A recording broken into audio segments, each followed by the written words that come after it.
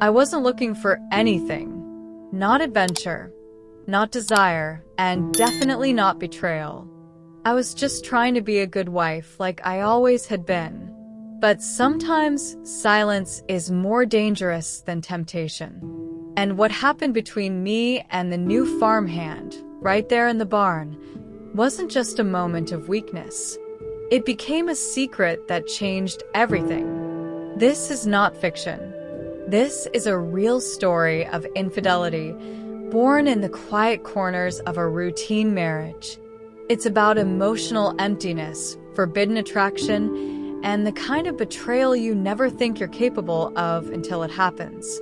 What you're about to hear is raw, uncomfortable, and dangerously relatable. And if you've ever looked at someone and felt something you weren't supposed to feel, then you'll understand every second of what I'm about to confess. Don't forget to subscribe, like, and turn on notifications, because these are the forbidden confessions that no one talks about, but everyone needs to hear. Now, let me tell you how I went from loyal wife to the woman who gave in the barn. I used to be faithful to my husband, to my home, to the image of the perfect wife everyone expected me to be. João is a wealthy, respected farmer who gave me everything money could buy. But what no one saw was what I was missing: presence, affection, desire. And it was in that emotional silence that infidelity found its way in. What you're about to hear is a true story of betrayal in the middle of the countryside. The farm looked peaceful from the outside, but behind the routines, there was something strange, an unusual turnover of farmhands. One would leave, another would arrive, no explanation. That's when I decided to take matters into my own hands. That's how I met Alessandro. Young, an ex-mechanic, hands-on, and with a stare that pierced through any silence. From that moment on, a forbidden connection began to bloom, and nothing could stop it. He wasn't soap opera handsome, but he had something João hadn't shown me in a long time: attention. Alessandro looked me in the eyes. He listened. He moved with confidence, worked with strength. And at night, while João fell asleep in front of the TV, my mind drifted back to the way Alessandro called me Ma'am Kivia, with that slight, hidden smile. It wasn't just attraction, it was a spark. A cheating story waiting to happen. I tried to resist. For weeks. But some things can't be ignored forever. The scent of his shirt, the way his eyes searched for mine when he thought I wasn't looking. The tension built day by day. And when I realized I was waiting for him too, it was already too late. This isn't a fantasy. It's a real confession of infidelity. And the barn? That would become the scene of a betrayal I swore would never happen. Days turned into weeks, and I kept pretending everything was normal. Breakfast at 7, João in meetings by 9, and me supervising the workers like the good wife everyone thought I was. But inside, I was burning. Every time I saw Alessandro lift something heavy, wipe the sweat from his forehead, or call my name with that firm voice, my body reacted. This wasn't imagination. It was forbidden desire growing in silence. There was something magnetic about him. Not just the way he moved, but how he made me feel seen. I started finding reasons to pass by the stables more often. Asking unnecessary questions. Watching him work. The smallest interactions felt electric. And in those moments, I wasn't João's wife. I was a woman rediscovering what it felt like to be wanted. This is where the line between routine and emotional infidelity began to blur. He never crossed the line, at least not first. But I saw the way he looked at me. He was holding back, waiting for a signal. And deep down, I was giving it without saying a word. Eye contact that lasted too long. Smiles that meant more than politeness. When you've lived in emotional neglect for too long, Even small things become explosive. I was caught between loyalty and temptation, and I was starting to let go. It's funny how you can sleep beside your husband and still feel lonelier than ever. That's the thing about cheating stories like mine. They don't start in bedrooms. They start in the mind, in silence, in repeated moments that seem innocent until they're not. I knew what was coming. I could feel it. And somehow I didn't stop it. I let it build. And I told myself, just one more day. But deep down, I knew the barn was waiting. Alessandro wasn't just another farmhand anymore. He had become the shadow in every one of my thoughts. His name lingered in my head like a whisper I wasn't supposed to hear. And yet I wanted to. Every day, the distance between us felt thinner, more fragile.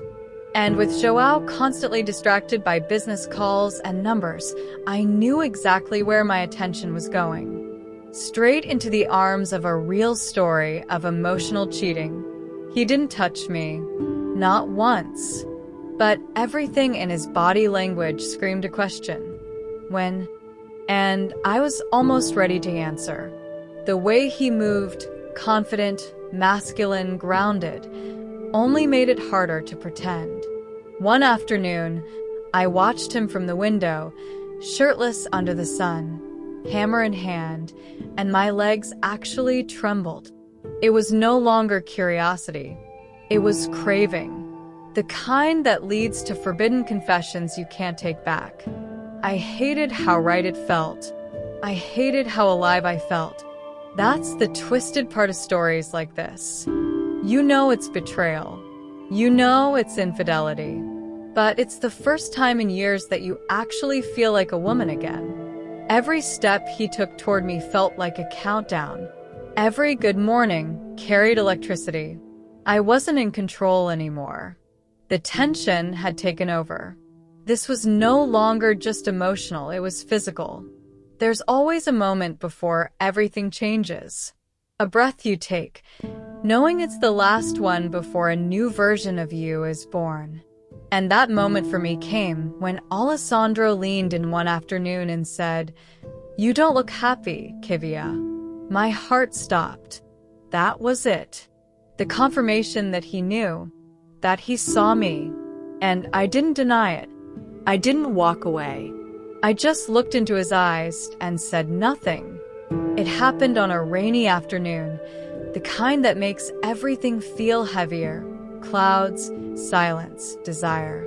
João was in town closing a business deal, and I had no reason to be near the barn. But I went anyway. My heart was racing, my palms sweaty. I told myself I was just checking on the horses. But deep down, I knew exactly why I was going. That's where most real stories of infidelity begin, under the lie we tell ourselves. He was there, fixing the gate, shirt damp from the drizzle. Our eyes met, and for a second, the world paused. No words, just that unbearable, magnetic pull. I stepped inside. He didn't move toward me. I didn't run from him. It just happened. A collision of months of silence, glances, and forbidden daydreams. And in that barn, we became everything I swore I would never be, a cheating wife living out a forbidden confession. It wasn't gentle. It wasn't slow. It was desperate. Messy. Like two people who had waited far too long to admit the truth. Every touch burned. Every sound felt like a scream.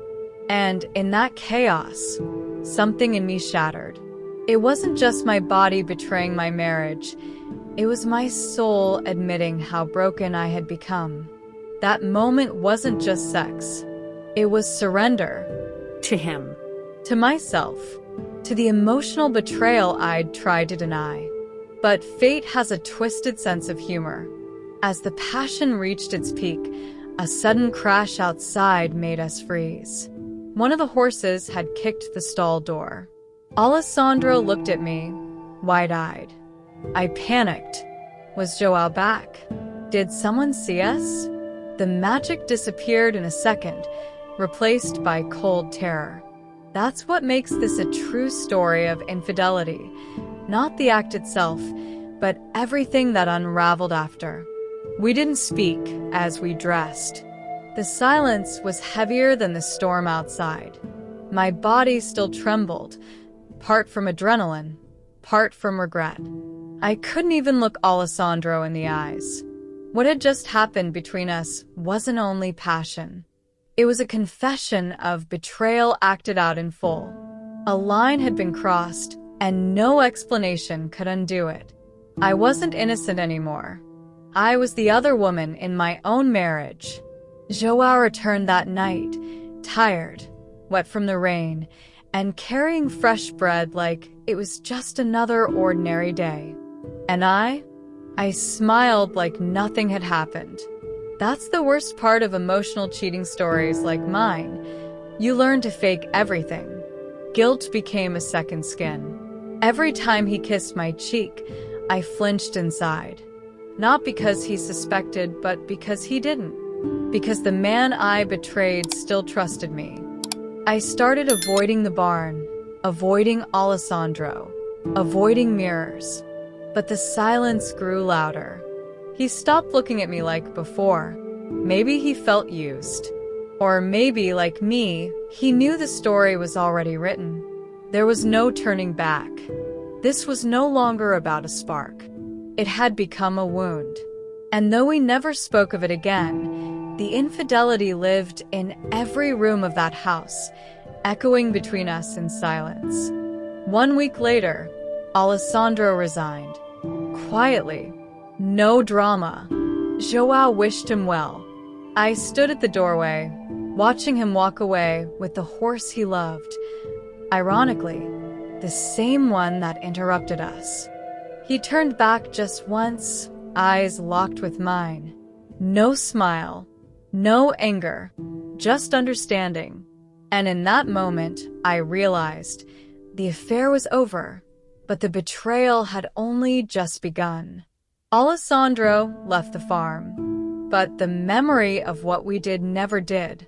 The barn is still there.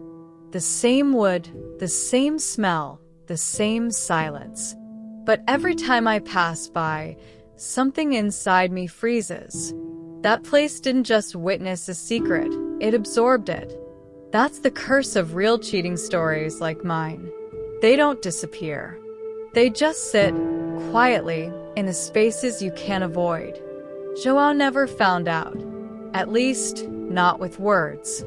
But he noticed my distance. The change in my eyes. The way I flinched when he touched me. I think he knew something had broken. He just chose not to ask. And maybe that was his way of protecting himself.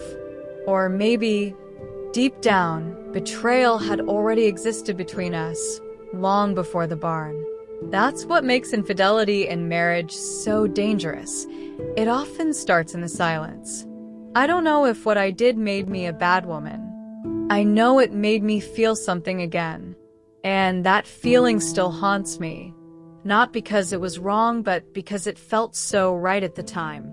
That's the part no one talks about in Forbidden Confessions. Sometimes, betrayal doesn't feel like destruction until it's over. And when it is, all that's left is the echo of a version of you that can never come back. So now I ask you, would you have stopped yourself? Or would you have let it happen? Drop your thoughts in the comments. Subscribe for more real stories of infidelity, betrayal, and forbidden emotions that we're no longer afraid to say out loud. Let's keep exposing the truth, one confession at a time.